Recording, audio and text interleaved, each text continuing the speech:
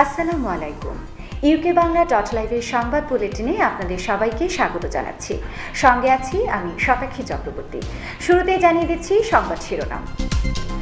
সিলেটের হাওরে বোরো ধানের বাম্পার ফলন, কৃষকের চোখে মুখে হাসি। ডলি ফাউন্ডেশন ও নৌকাবাইচের আয়োজনে ফ্রি চক্ষু শিবির অনুষ্ঠিত। সিলেটে হোল্ডিং ট্যাক্স বাতিলে মানববন্ধন ও প্রতিবাদ সমাবেশ। ইউকে এনআরবি সম্পর্ক এবং বৈদেশিক কর্মসংস্থান নিয়ে ইউকে বিসিসিআই এর আলোচনা সভা এবং ইউকে বাংলা .লাইভ এবং ইউবিএল টিভি সিলেট অফিস পরিদর্শন করলেন প্রতিমন্ত্রী। শিরোনাম শুনলেন, এবারে বিস্তারিত। ধানের মিষ্টি গন্ধে এখন উন্মাতাল হাওরের কৃষিজমি, সোনালী ফসল কেবল ঘরে তোলার অপেক্ষায়। সিলেটে চলছে ধান কাটার ধূপ। শিলাবৃষ্টি ও ঝড়ের শঙ্কা কাটিয়ে হচ্ছে বাম্পার ফলন। 20 মন করে হইব প্রতিক্রিয়ারে, খুব ভালো ফসল হয়েছে। তো খুব ভালো হয়েছে, ফসলও মানুষ আরামসে তুলতে পারছে, দিনও দের বালা, আর আমরা রুজি রোজগার করলাম, আমরাও একটু আরাম পাইলাম। তাই কৃষকের মুখ চোরা হাসি। আমি ইনশাল্লাহ ফার্স্ট কেয়ার খেত করছি, খুব ভালো ফসল হয়েছে। গতবার এবার আরো উন্নত ফসল হয়েছে, বালা বাম্পার ফলন হয়েছে। আলহামদুলিল্লাহ, রাব্বানা দিছেন, খুশি। রৌদ্রোজ্জ্বল আবহাওয়া অব্যাহত থাকলে খুব শীঘ্রই শেষ হবে ফসল উত্তোলন। আমাদের সিলেট অন্য বছরের তুলনায় ফিরা ফসলটা আমাদের ভালো হয়েছে। ঈদ এক বছর ধরে আল্লাহ দিলে ভালো হয়েছে, ফসলও ভালো তুললাম।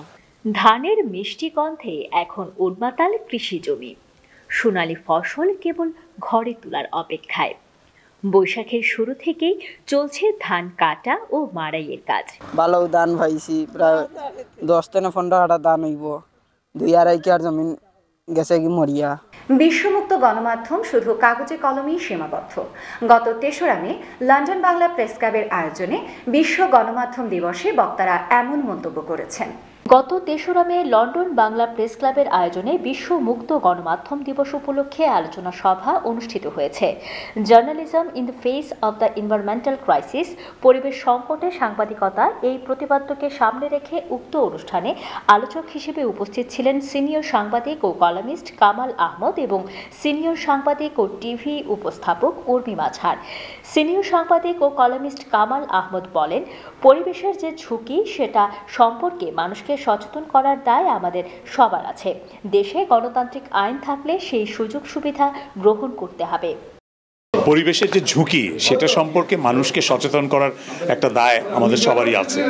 তার চাইতেও বড় কথা যে পরিবেশে যারা ক্ষতি করছে, অন্যায় করছে পরিবেশের প্রতি, বিভিন্নভাবে আইন লঙ্ঘন করছে কিংবা অন্য সুযোগ নিচ্ছে, তাদের সম্পর্কে তাদের অপকর্মগুলো তুলে ধরা, সেটারও একটা দায়িত্ব রয়েছে। সিনিয়র সাংবাদিক ও টিভি উপস্থাপক উর্মি মাঝার বলেন, পরিবেশ নিয়ে যারা কাজ করছেন তাদের নিরাপত্তার দায়িত্ব সরকারের। পরিবেশ পরিপন্থী যারা কাজ করেন সেই সব রাঘব বোয়ালদের সঙ্গে বেশিরভাগ ক্ষেত্রেই সরকারের যোগসাজশ দেখা যায়। এটি সাংবাদিকদের জন্য বড় চ্যালেঞ্জ হয়ে দাঁড়ায়।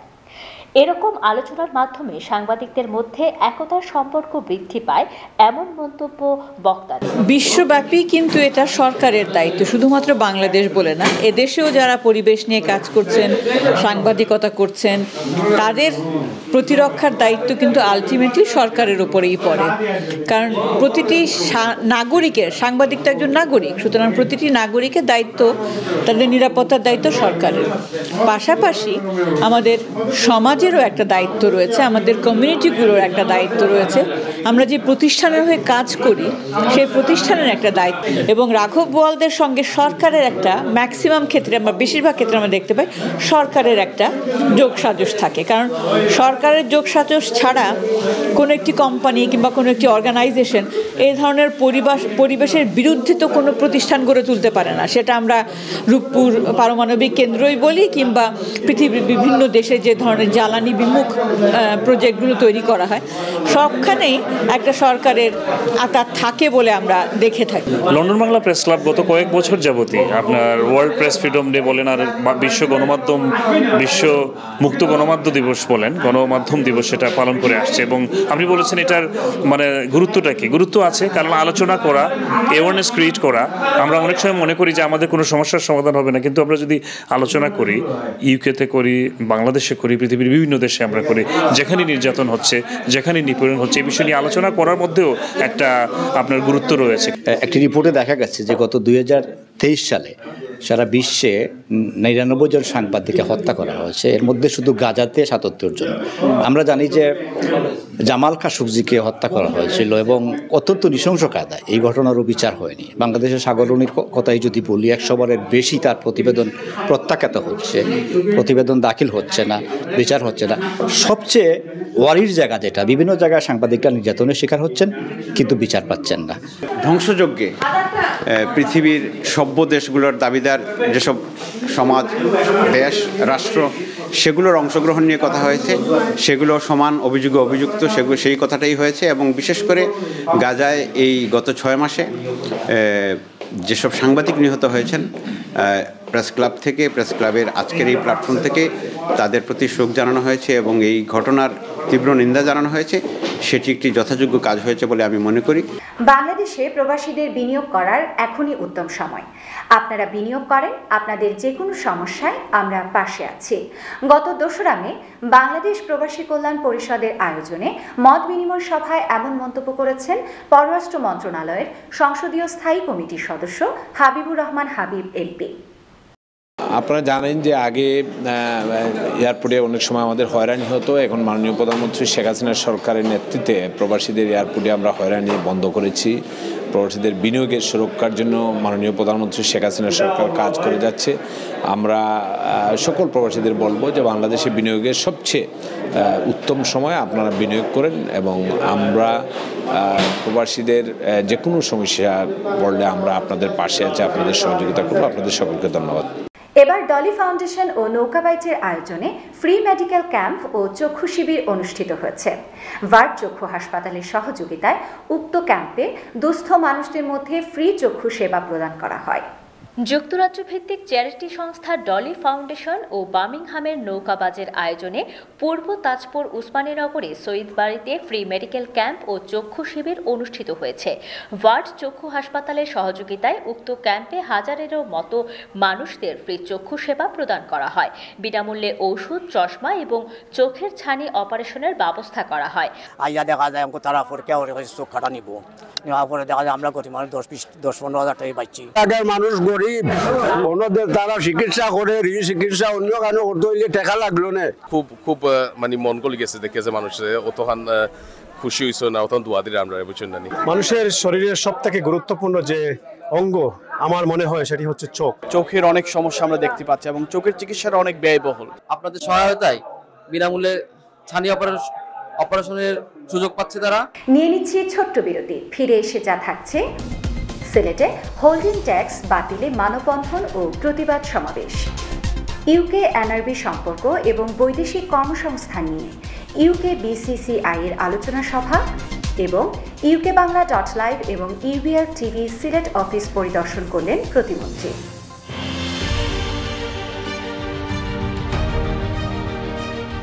Our clients love the exceptional photography, videography, and digital marketing services we specialize in offering. Through our services, we take delight in assisting businesses like yours to develop and prosper. Contact us today to learn more about how we can assist you. স্বাগত আরও একবার। শ্রমিক মালিক করব দেশ, smart হবে বাংলাদেশ, এই প্রতিপাদ্যে সারা দেশের মতো সিলেটেও আন্তর্জাতিক শ্রমিক দিবস পালন করা হয়েছে। 19 শতাব্দীর পূর্বে কারখানার শ্রমিকদের দৈনিক 10 থেকে 12 ঘন্টা কাজ করতে হতো। সেই অনুপাতে তাদের পারিশ্রমিক ছিল একেবারেই কম। একটা সময় শ্রমিকরা ক্ষুব্ধ হতে থাকে। বিভিন্ন সময় শ্রমিকদের আন্দোলনের প্রেক্ষিতে 1904 সালে নেদারল্যান্ডের আমস্টারডামে অনুষ্ঠিত সমাজতন্ত্রীদের আন্তর্জাতিক সম্মেলনে দৈনিক 8 ঘন্টা কাজের সময় নির্ধারণের দাবি আদায় এবং শান্তি প্রতিষ্ঠার জন্য বিশ্বব্যাপী মে মাসের প্রথম দিন মিছিল ও শোভাযাত্রার আয়োজন করতে সব সমাজবাদী গণতান্ত্রিক দল ও শ্রমিক সংঘের প্রতি আহ্বান জানানো হয়। সেই থেকেই বিশ্বব্যাপী প্রতিষ্ঠা পায় শ্রমিক দিবস পালন এবং শ্রমিকদের 8 ঘন্টা সময় নির্ধারণের দাবি। শ্রমিকদের অধিকার ও দাবির প্রতি সম্মান দেখিয়ে 1971 সালে মহান মুক্তিযুদ্ধের সময়ও পালন করা হয়েছিল আন্তর্জাতিক মে দিবস। শ্রমিক মালিক গর্ব দেশ, স্মার্ট হবে বাংলাদেশ। এই প্রতিপাদ্যকে সামনে রেখে সারা দেশের মতো সিলেটেও পালন করা হয়েছে এই দিনটিকে। আজকে মহান মে দিবসে সম্মিলিত নাট্য পরিষদ সিলেট একটি ব্যতিক্রমী উদ্যোগ নিয়ে কদমতলী বাস স্ট্যান্ডে এসেছে। আমরা প্রত্যেকের মাথায় হেলথকেয়ার দিচ্ছি, আমরা তাদের জন্য গান করছি, আমরা মঞ্চে তাদের জন্য নাটক করি, তাদের কথা বলি। শ্রমিকরা ভালো থাকলে বাংলাদেশ ভালো থাকবে, শ্রমিকরা ভালো থাকলে আমরা এগিয়ে যেতে পারবো। তাই শ্রমিকের প্রতি সম্মান জানাই এবং আমরা তাদের পাশে আছি, এটাই আমাদের কথা। সিলেট সিটি কর্পোরেশন কর্তৃক আরোপিত লাগামহীন অযৌক্তিক অন্যায্য হোল্ডিং ট্যাক্স বাতিল, মানববন্ধন ও প্রতিবাদ সমাবেশ করেছে সিলেটের নাগরিকবৃন্দ। হোল্ডিং ট্যাক্স নিয়ে তোলপাড় শুরু হয়েছে সিলেট সিটি কর্পোরেশনের নাগরিকদের মধ্যে। সিলেট সিটি কর্পোরেশন নতুন অ্যাসেসমেন্টের উপর ভিত্তি করে নগরবাসীর উপর হোল্ডিং ট্যাক্স বসিয়েছে। শতকরা 5,000 থেকে শুরু করে 10,011 ভাগ পর্যন্ত বাড়ানো হয়েছে এই ট্যাক্স। নতুন অ্যাসেসমেন্টে হোল্ডিং ট্যাক্সের শতকরা হার বৃদ্ধি নিয়ে ক্ষুব্ধ প্রতিক্রিয়া ব্যক্ত করেছেন সিলেটের নাগরিকবৃন্দ। সবাই বের হয়ে যেত, অথবা ট্যাক্স দেওয়া বন্ধ করে দিত, কারণ আমরা শান্তিপ্রিয় মানুষ, আমরা শান্তিপ্রিয়ভাবে সমাধান চাই। যেহেতু আমাদের জনপ্রতিনিধি আছে, জনপ্রতিনিধিমূলক সংগঠন হল সিটি কর্পোরেশন, সেটা আমাদের জনপ্রতিনিধি যারা আছেন, কাউন্সিলর সাহেব আছেন, মেয়র সাহেব আছেন, সেটা চিন্তা করে বাতিল করুক বা আমাদের সহায়ক ট্যাক্স নির্ধারণ করুক, সেটা আমরা চাই। এখন যদি না মানা হয় সেটা কি করব, সবাই মিলে একটা সিদ্ধান্ত নিতে হবে কি করা যায়। সম্প্রতি সিলেট সিটি কর্পোরেশন কর্তৃক অযৌক্তিক, অসহনীয়, অস্বাভাবিকভাবে যে ট্যাক্স কর বৃদ্ধি করা হয়েছে তা জনদুর্ভোগ বৃদ্ধি ছাড়া কখনোই লাঘব করবে না। অযৌক্তিক কোনো কেউ দেবে না, এটার বিরুদ্ধে আমরা মানববন্ধন করছি। অনৈতিক, অবাস্তব কোনো কিছু করতে দেওয়া হবে না, কখনো করতে দেওয়া দেয়নি এবং আমরা ঐক্যবদ্ধ এবং এটা কখনো বাস্তবায়ন করতে হবে না, এই গ্যারান্টি আপনাদেরকে আমরা দিতে পারি। আমরা এখন দেশে আছি, যদিও প্রবাসে থাকি, প্রবাসীরা সবাই আমাকে ফোন করছে এবং রাতের ঘুম আমাদের হারাম হয়ে গিয়েছে।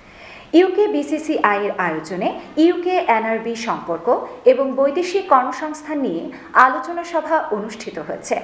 সেন্ট্রাল লন্ডনের এক অভিজাত হোটেলে এই অনুষ্ঠিত হওয়া সভায় প্রধান অতিথি হিসেবে উপস্থিত ছিলেন বাংলাদেশ সরকারের প্রবাসী কল্যাণ ও বৈদেশিক কর্মসংস্থান মন্ত্রণালয়ের মাননীয় প্রতিমন্ত্রী জনাব শফিকুর রহমান চৌধুরী এমপি। গত 28 এপ্রিল সেন্ট্রাল লন্ডনের এক অভিজাত হোটেলে অনুষ্ঠিত হল ইউকে বিসিসিআই এর ইউকে এনআরবি সম্পর্ক এবং বৈদেশিক কর্মসংস্থান নিয়ে আলোচনা সভা।